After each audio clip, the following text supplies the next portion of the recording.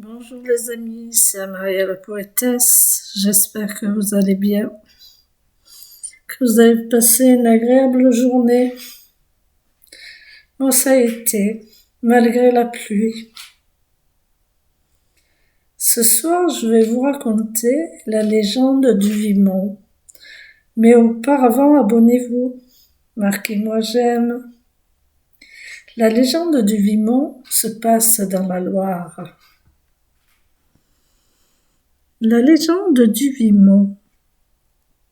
On était en décembre.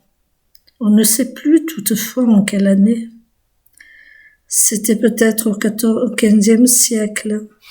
C'était peut-être au XIVe.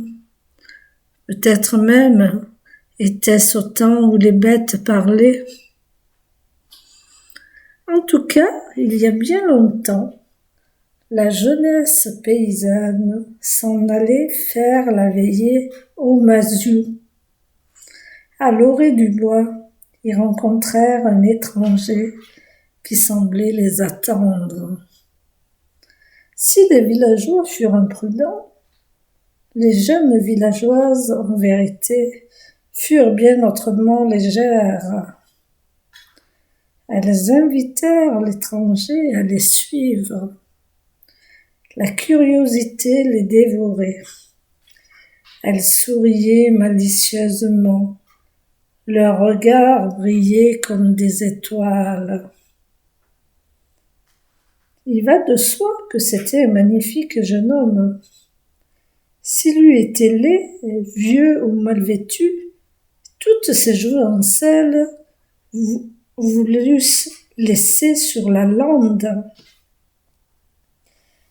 Mais il avait toutes les apparences d'un aimable gentilhomme. Il avait des plumes à sa toque et des dentelles à son pourpoint. Il avait des cheveux bouclés qui tombaient gracieusement sur son col, de belles moustaches conquérantes et une barbe en pointe. Il était de visage agréable et de fort jolie tournure. Il n'en fallait pas tant pour plaire. On traversa la forêt. On la traversa avec toute la lenteur du monde. Le bel étranger avait pris par la taille la plus mignonne des paysannes. Il l'embrassa une fois, puis deux, puis trois. Il l'embrassa 20 fois. Ses compagnes souffraient et soupiraient. Mais l'une après l'autre eut son tour. On arriva enfin à Maziou, chez maître Martin Truche-et-Corne. On dansa la bourrée, c'était une danse bruyante. Les sabots frénétiquement martelaient le sol de terre battue. L'enfant tira le vieillard par la barbe. « Regarde, grand-père, regarde cet homme qui lance du feu par la bouche. » L'homme, c'était le mystérieux étranger. L'aïeul, comme son petit-fils, voyait maintenant la normale chose.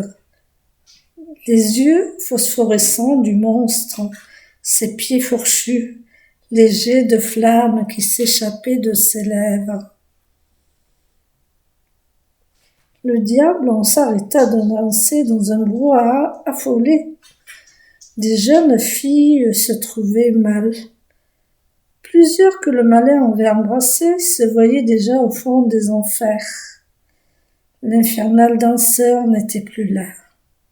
Il n'était plus là, mais voilà qu'un coq, tout en haut d'un bahut, se mit à lancer de perçants cocoricots. On dévala Saint-Jean-la-Vêtre et on ramena le curé. Brandissant le goupillon, il exorcisa la bête, et le diable dut reconnaître que la partie était perdue.